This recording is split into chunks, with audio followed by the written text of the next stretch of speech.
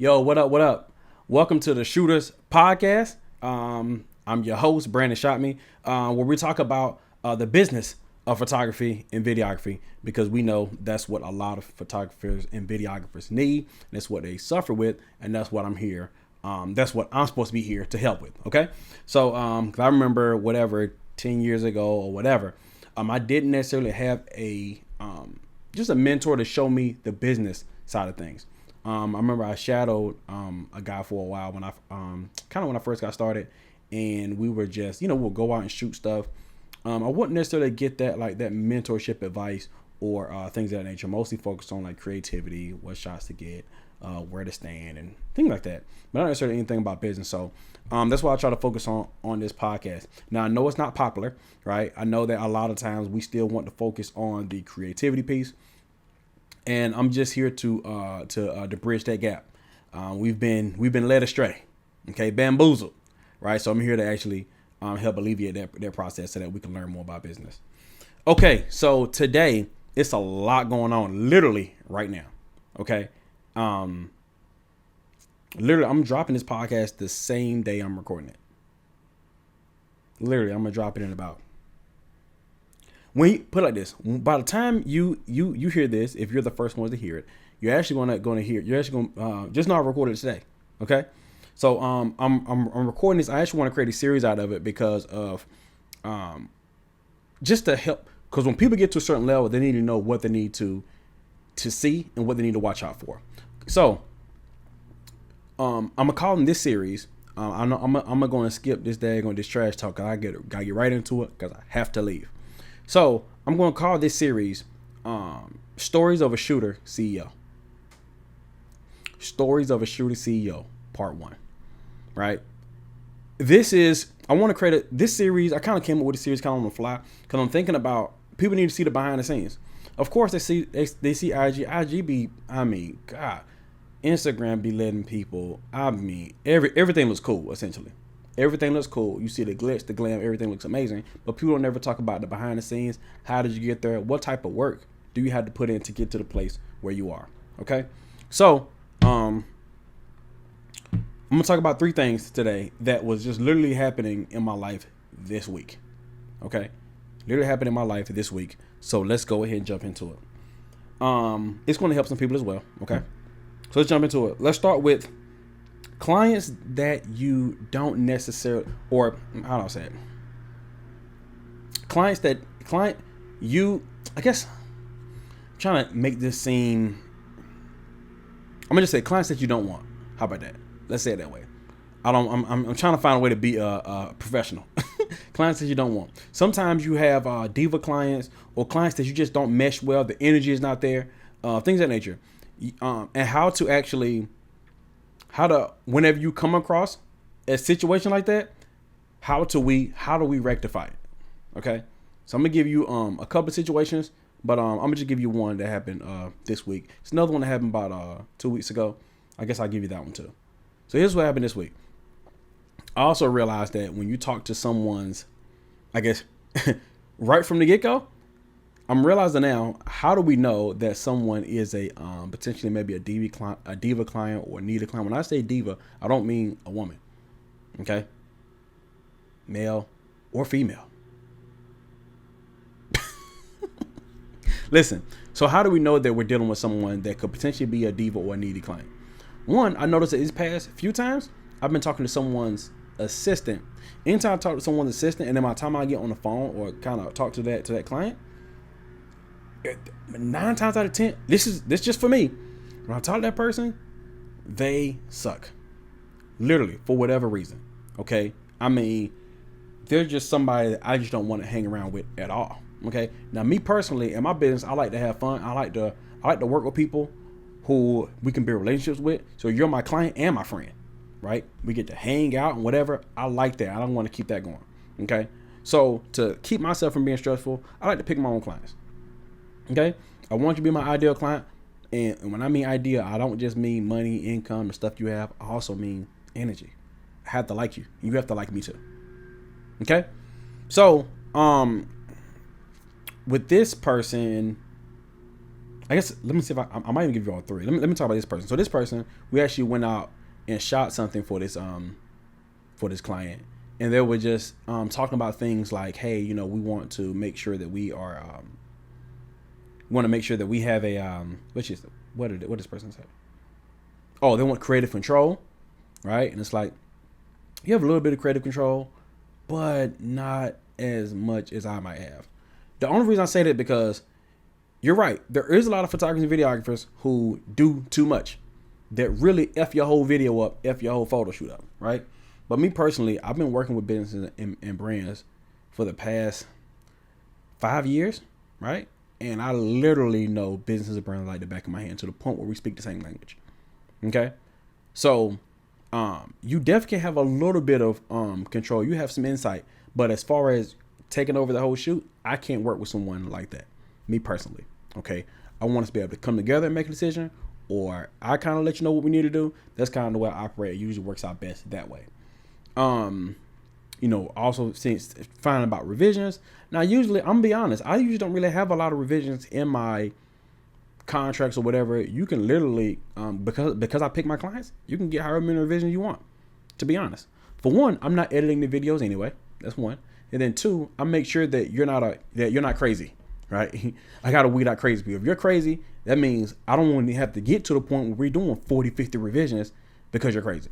I should already know and read you from before we get started that, oh, this is a crazy person. This person's gonna wear my editors out, and wear my whole team out. Okay, so just knowing the personality of people. If you're not sure on what type of person you're dealing with, what you want to do is you want to take the DISC assessment, DISC. Take the DISC assessment. It's a personality assessment. Take it for yourself, and also you need to be able to, once you understand it, you need to be able to understand other people. Okay, that's very, very important. The DISC, I think when I first heard about it, I took Tony Robbins test. It's like Tony Robbins /DISC. It'll come up DISC. But then, and I think Eric Thomas had a test right after that. He started using animals and things of that nature. But he's doing a big program like that. But my favorite program of all time is Kendall Ficklin. He has a DISC assessment program where he uses animals. He's still using the animal program. It's like Welcome to the Jungle. It's my favorite of all time. I even use that. I even use that knowledge to my clients and my students and things of that nature. So I love that one. That's one I recommend. But there's 3 that you can actually choose from, depending on if you like E.T. better or Tony Robbins. I don't know what your thing is. My favorite is Kendall Ficklin, but you can use whichever one. It's all the same, but it's just all on how you understand. I'm a little slow a little bit, so I'm gonna need pictures, animals. I'm gonna need to be able to visualize it. Okay, so that's me personally. That's why I like Kendall's better. Okay. Outside of that, you need to understand people's personalities, because now you're talking to people, you get to already know, even on the phone, I already know everything about you.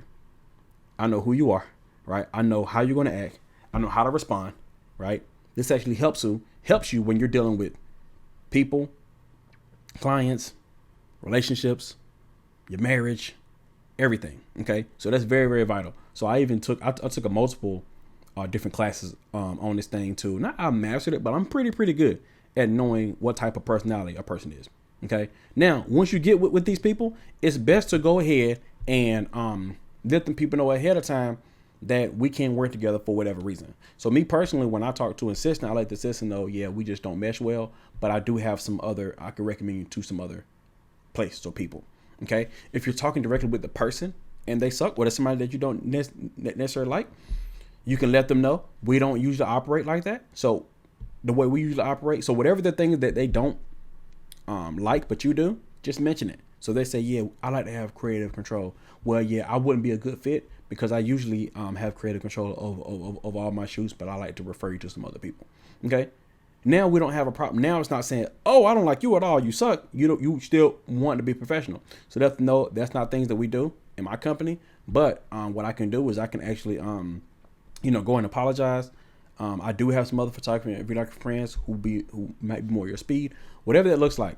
Okay, you want to just be able to act like you care a little bit. Okay, so that's a couple things that you can do when you're dealing with clients that you might not want. Okay, and it's okay to say no. Trust me, the money's not worth it. The money's not worth it. I had plenty of situations where I took the money and I got the client, and it was usually the worst season of that particular year or whatever. Okay. Because you're like, okay, yes, you got $2, $3, $4, $5 grand, But guess what? You're working with this client, getting you stressed out for the past 3 months, right? Now you like, do you really want to go in the hospital for $5,000, and then turn around and pay the hospital the $5,000 you just got? I thought not. Okay. I want to jump to some other stuff. So maybe I can. I want to talk about these other two topics. Shoot. Okay. I'm gonna give you one more, and then I'm gonna go into my next subject. I was talking with we're supposed to be shooting this event, and I talked with a person, with a potential client, and then we were trying to work out the numbers.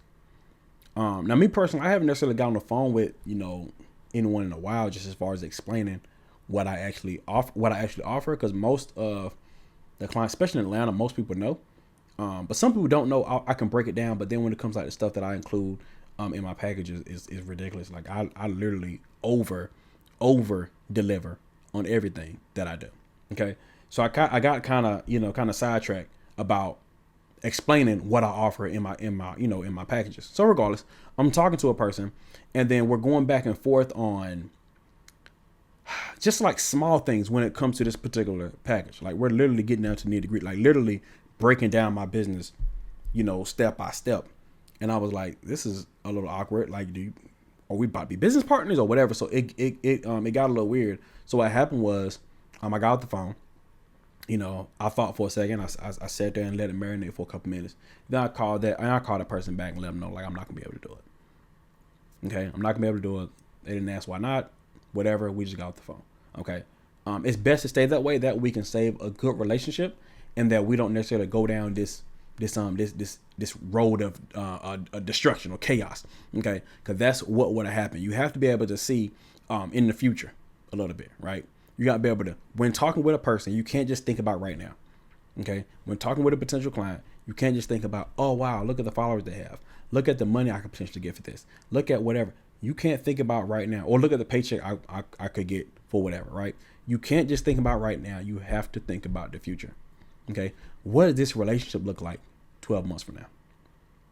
Okay, what is the potential revenue that we can actually bring, that they can actually bring to my space, or what is actually value that they can give to me and I can give to them in the next 1, 2, 3 years? Put it like this. You remember, if you're in the dating world, right? Most time when you're dating, you're usually not just, okay, some people dating for the night. But if you're actually dating, like, and looking for serious relationships, most people, we have that first couple of dates because we're trying to find out whether we need to be together for long term. Okay, meaning you meet somebody for a first date. If everything goes well, you like the personality, you like the energy, you like everything about them, you'll go for a second date. Second date goes well, you'll bring them up for the third. You might go to the movies, you might do something different, but you're always thinking about, what does it look like 6 months from now? Can I introduce this person to my kids? Can I introduce this person to my parents? Is this person good enough to be in public with? Right? It's the same similar situation when it comes to clients. What does it look like 12 months from now? Is this going to be a one-time thing? Or is this somebody who I can build with for the next year, 2 or 3? Right? People, when people try to get on like retainer with me, and they have an issue with the price, if they ask about the price more than once, I go ahead and let them go as a client immediately. Right? I had somebody, this is actually another one. I had somebody, and they mentioned about, like, well, what about like travel, whatever? Does that reduce the price or whatever? They asked about some different stuff, and I was like, no. You just get, like, it's all included. Just, you can travel or not. It's up to you, but it's all, you get everything. And they mentioned another time on the phone, and I was like, listen, if you got like other stuff, if you got kids or your new house, you got other stuff you got going on, we don't necessarily have to work together, right? You can wait until you're ready, right? We can go and I can refund your money, okay? Because we haven't got started yet. I can refund your money, and then maybe the next 6 months we can actually work together again. Now the price will be more. Now the thing is, I actually had a different price, maybe 3-4 months prior. My price has already went up at this time that we talk. So this person also understands, if we start working together right now, if I decide to come back and work with you again 4, 5, 6 months from now, the price is going to be like drastically different. Okay, so you also have to consistently raise your pricing, man, because people need to understand, when you wait, you lose. You lose when you wait. Okay, That's why everybody try to get stuff on Black Friday. That's why people try to get stuff when deals coming out. Because when you wait, you always pay more. Okay? So don't procrastinate. And it doesn't just come with money. I'm talking about in life. When you procrastinate in life, you always pay more. Think about it. Schools go up every single year, right? So by the time you were supposed to get into this school, think about going to school, it was going to be $150,000. Now you wait to next year, it's going to be $200,000. Dang, I just spent $50,000 on this daggone extra $50,000 to school. Okay, you was like, hey, I was going to start this business. I was going to start whatever. The startup cost is going to be $500. Now, by the time next year, I want to start the same business. Now it cost me $3,000 to start. Now, people want to join Shooters Camp. When I first started Shooters Camp, it was $600. That joint is 5 times the price. At this point, you're like, dang, I should have just, you know what I mean? People are following me right now, following my story, following like, oh wow, Shooters Camp is going on. I'm ready to go and get started. I'm ready to get started. I'm gonna wait until somebody was just asking about they're trying to wait and save up the budget. By the time you get the money for the budget, the price has already changed. It's happened multiple times. I got $1,000. I'm ready to join. 1,000? No, that's not the price anymore. Well, I thought it was on the flyer. But the flyer. What flyer? But the web, but I talked to somebody 3 months ago and they said it was, we added more stuff to the program. We actually, we got more results. We actually brought more value. We brought more course into it. The price has changed.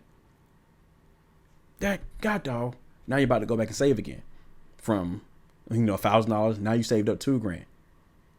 Man, I got $2,000, man. I'm ready to get started. Yo, I got $2,000. Let's go. Who told you it was $2,000? Well, no, I thought it was 3 months ago. You said, what'd you? Oh, you said, the old price. Oh, no, silly goose, that's changed. You gotta take action immediately. It's power in taking action. Okay, the people who you see that are successful, whatever. Oh, stop, relax, Mike. The people who you see right now who's been like successful, they've all took action. They all made a sacrifice. Okay. So I understand that, $1,000, $2,000, $5,000 stuff is a lot of money. But when it's stuff that you want, you'll figure out a way to get it. I'm not telling you to go rob a bank. But it's like, yo, can I put a deposit down? Like, what can I do? I gotta get a credit card. Do I gotta get a loan? If you know that this is the thing that you want to do, be able to take your life to the next level. Anyway, what else? I'm gonna go ahead and get up out of here. Here's what's crazy. Check it out. As I'm talking about Shooters Camp, somebody just emailed me and said, from the Android device, I don't know if that makes a difference. Hello, I'm interested in the program that means Shooters Camp and would like to know the price. Thank you. For what? What the price got to do anything? What does that have to do with what you want to do with your life? This whole podcast is about to go left, as y'all can see. This is behind the scenes, y'all. This is behind the scenes. Every time somebody emails me about what is the price, they're not a good fit. You're more concerned with the cost of like what something costs as opposed to the value you're going to get from it. That means a couple of things. Here's what I get from that. One, you're not willing to sacrifice. So let's say Shooters Camp is $5,000, right? And you say, how much does it cost?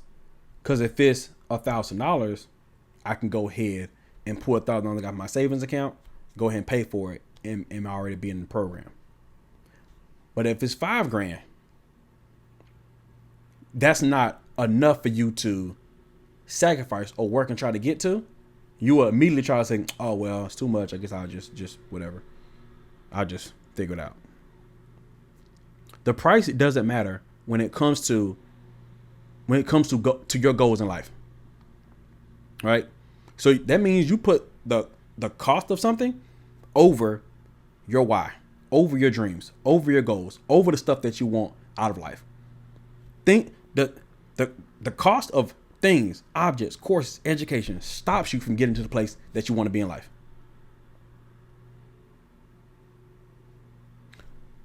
Let's say Shooters Camp is $5,000. Boom, here's Shooters Camp. God done put it in your life to take Shooters Camp, and once you take Shooters Camp, your life will be here. Let's say your life is supposed to be, I don't know, 20K a month. Right now you're making $2,000. Okay. It's tough for you to afford this $5,000. I get it. But if you can say, find some way to get the money, whatever creative ways that you can do it, fix your credit, whatever. Okay. To get the money, take the $5,000, you can get to the $20,000 a month. Okay. From this one-time investment. But let's say you're making $2,000 a month. You find out it's $5,000 and you say, no, I can't do it. I just can't. I can never get there. Your door of opportunity just closed. And you will continue to make $2,000 a month. Either forever or until you decide to change it. So what does cost matter?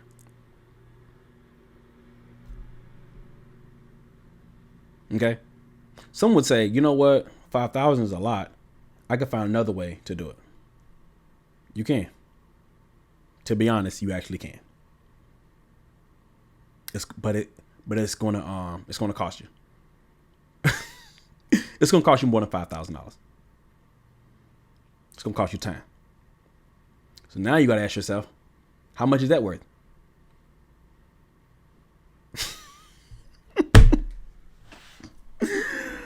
Oh God. So listen, let's get back here. You're doing $2,000 a month, right? You take Shooters Camp, you pay $5,000. Within 6 months, the exact same year, you're making $20,000 a month. Okay? The return is in 6 months, whatever. You're making $2,000. You don't pay the $5,000 for Shooters Camp. You get to your $20,000 a month, but it takes you 10 years.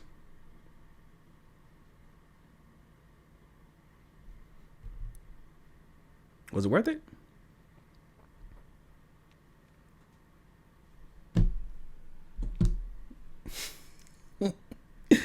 I'm gonna what I usually do, I usually tell people like this, if you're worried about the cost, something along this line. I say if you're worried about this cost, the program is not necessarily a good fit for you at this time. But I'm gonna give you a couple of books to recommend to help you change your mindset, because once you change your mindset, you change your money. Okay, so that's something that I would send. This is going to my assistant's email, but that's something that I was saying, and I'm probably gonna send it after I get off here. I had 2 other things I gotta talk about, but I'm running out of time, so maybe I can do a part 2 next week, cause that whole thing just threw me off. Listen, man, if there's anything else y'all want to hear from me, here's the other 2 things I was gonna talk about, so that we're all on the same page. I'm gonna talk about managing teams, because some crazy stuff went down last night. Literally, I was on a call with my team. I'm managing my videographers and photographer this weekend, so we can shoot this event. It was just a lot that happened last night, and I'm like, I would love to, while it's fresh, I would love to talk about it, but I literally have to go right now. And then I want to talk about, these rich friends, bro. These rich friends basically just want to talk about, I done spent so much money on birthdays and all this stuff. It's just like, it's a lot. And you be like, man, bro, why do I have to go to these parties? Why do I have to show up at these events? Why do I have to, spending $10,000, $15,000 just on events, just being around. But it's 2 things I had to correct myself and think about. I wouldn't have had this opportunity 10 years ago. I didn't have this opportunity 5 years ago. You know what I mean? So now that I have this opportunity, God gives you exactly what you want. And then when you get it, you complain about it. When you finally get that job, you're like, man, I finally got a job. You did well in the interview. 6 months later, you complain about it. God gives you exactly what you asked for. And when we get it, we complain. So I'm saying that to be transparent, that I get that way. And I feel like that, sometimes I feel like it sucks. You know what I mean? But then I think about shoot, even just having the 10 to 15 grand to spend on someone's on birthdays and events and all that stuff that I wouldn't have had 5 years ago. You know what I mean? I could barely save $1,000 5 years ago. But now I'm just spending money on making sure people got gifts and buying tux for people's events and all this other stuff.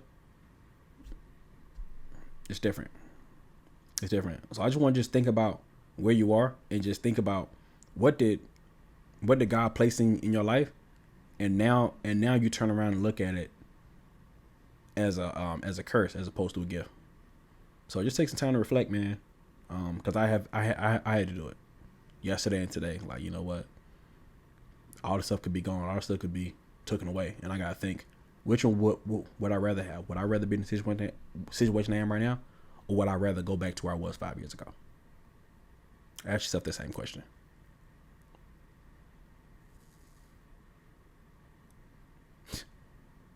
So that's it, y'all. It's your boy Brandon Shot Me. Make sure y'all following your boy on the gram. Make sure you subscribe to the Shooters Podcast on whichever one's your favorite platform, Apple, Google, whatever. With that being said, I haven't ate anything today. It is 2 p.m. I know I don't have a watch on. I'm gonna go get a cheese pizza or something. I gotta get a move on. Y'all respect the shot? I respect the shooter. We